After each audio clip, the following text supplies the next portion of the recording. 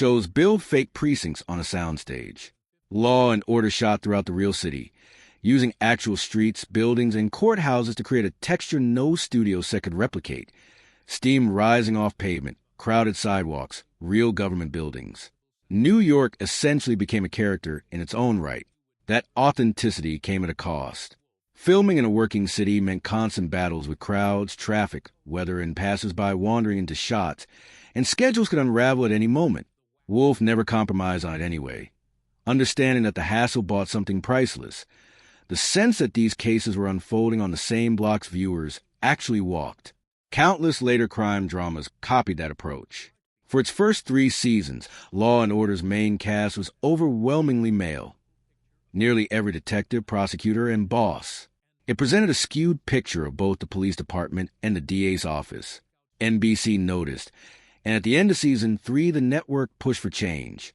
Several male characters were written out to make room for new additions, most notably Epitha Merkerson as Lieutenant Van Buren, and Jill Hennessy as young ADA Claire Kincaid. The shift didn't just improve optics.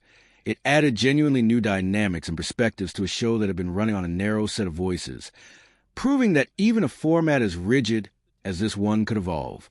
In its earliest seasons, the show briefly experimented with hints of characters' relationships and home lives. Dick Wolf quickly decided that was a mistake and set a firm rule. If it didn't relate to the case, it didn't belong on screen. He'd watched other crime dramas get overtaken by soap opera subplots where the actual cases became secondary, and he refused to let that happen here. Cast members reportedly found the restriction frustrating, since actors naturally want to show vulnerability beyond the job. But Wolf held the line, believing the cases themselves were the real stars. The result was lean, essential storytelling with no filler, a template that shaped procedural TV for decades afterward. In April 2004, the show aired Embedded, about a journalist traveling with troops who witnesses possible wrongdoing and refuses to name a source. It aired at a raw moment, as real debates over the Iraq War and prisoner treatment were dominating headlines. The episode didn't play it safe, wading directly into questions about the military, the press, and the ethics of protecting sources. Wolf's philosophy was that the show's job was to raise difficult questions, not hand viewers comfortable answers, and this episode pushed that idea to its limit, refusing any tidy resolution.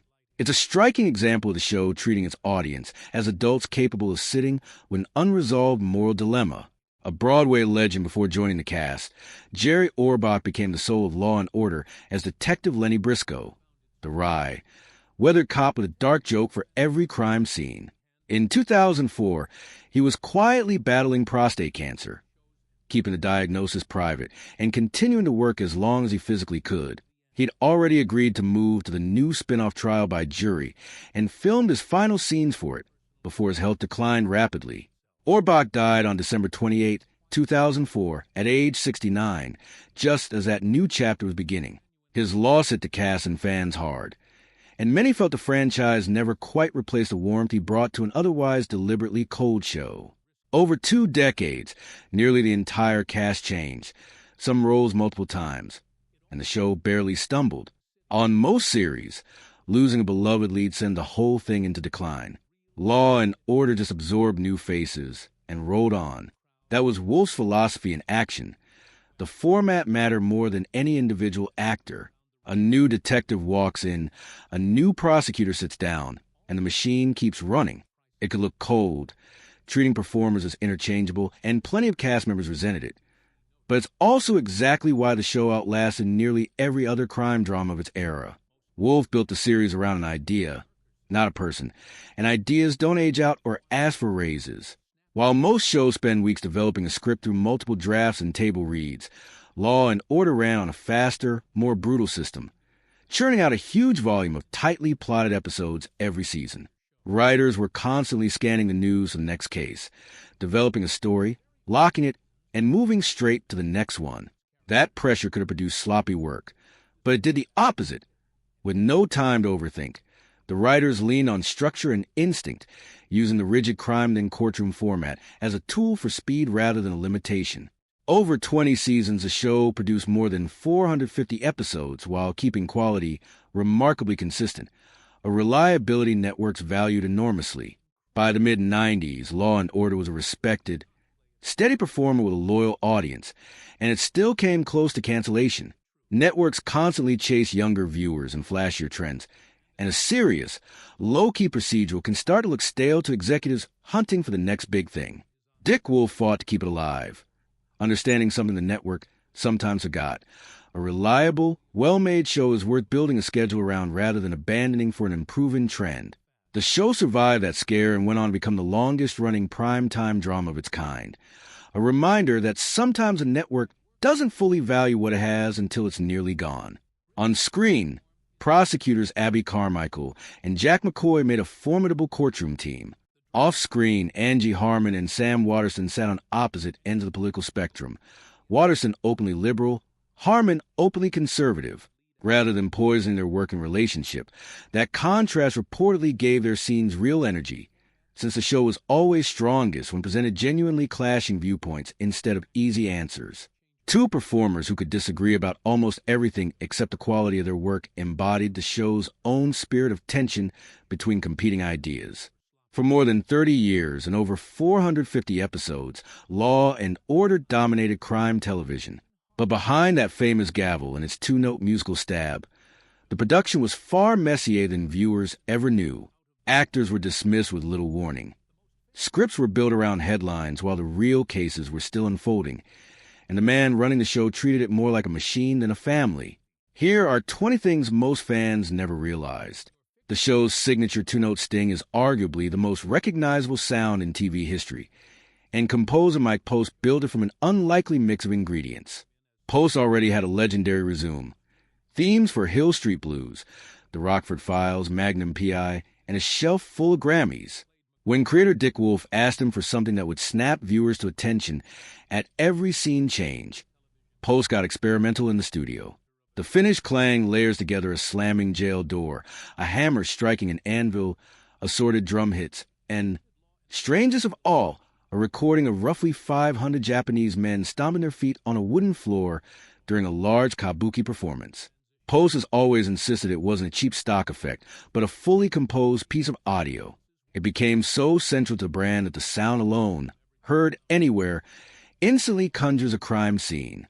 Detective Mike Logan was the breakout character of the early seasons, tough, hot-tempered, and willing to bend rules to close a case.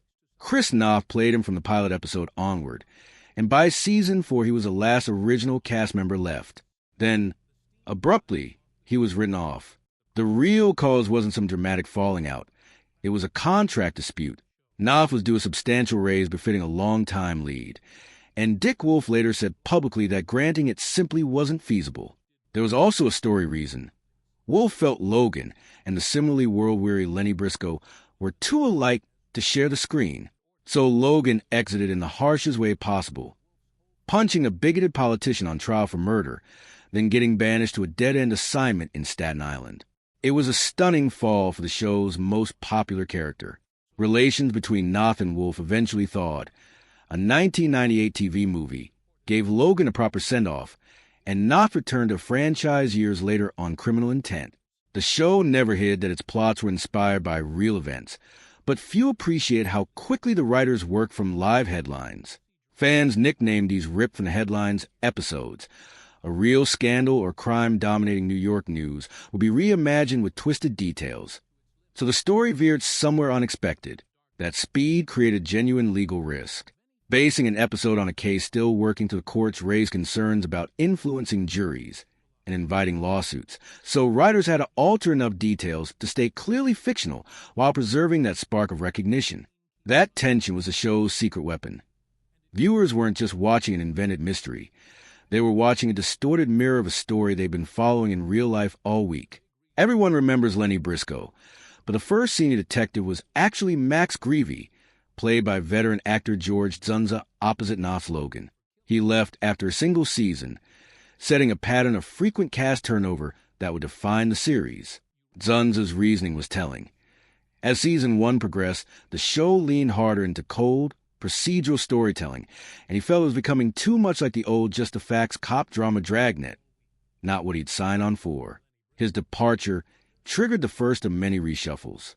Paul Sorvino stepped in as Sergeant Phil Chiaretta for 2 seasons before also leaving, eventually clearing the way for the actor who became the show's heart. When the show needed a new lead prosecutor in season 5, producers turned to Sam Waterston, an actor known for gentle, thoughtful roles like his work in The Killing Fields. He wasn't the obvious choice for a hard-charging New York DA, but Dick Wolf saw potential others missed. Someone who could convey intelligence, deep conviction, and controlled fury all in the same scene. The gamble paid off enormously. Waterston's Jack McCoy became a passionate, rule-bending executive ADA who anchored the series for roughly 16 seasons, then returned years later for the show's revival before finally stepping away around 2024. McCoy became one of television's most memorable characters, proving that the actor who seems like the wrong fit can sometimes be exactly right. This sounds like a criticism, but it's actually the show's defining strength. In 1990, crime TV was loud. Car chases, shootouts, glamorous detectives solving cases in exotic locations. Wolf did the opposite on purpose, aiming for a show that felt almost boring. Drab suits, harsh fluorescent lighting, unglamorous squad rooms, and no score at all beyond the scene transition stings. Personal subplots and romance were kept to a minimum. Network executives worried audiences wanted escapism, not something resembling a documentary about paperwork and plea deals. Wolf bet there was an audience tired of the noise, viewers who wanted to watch smart people solve hard problems using their minds. He was right. Critics called the show refreshingly understated. And while everything else on TV shouted for attention, Law and Order's quieter approach drew people in.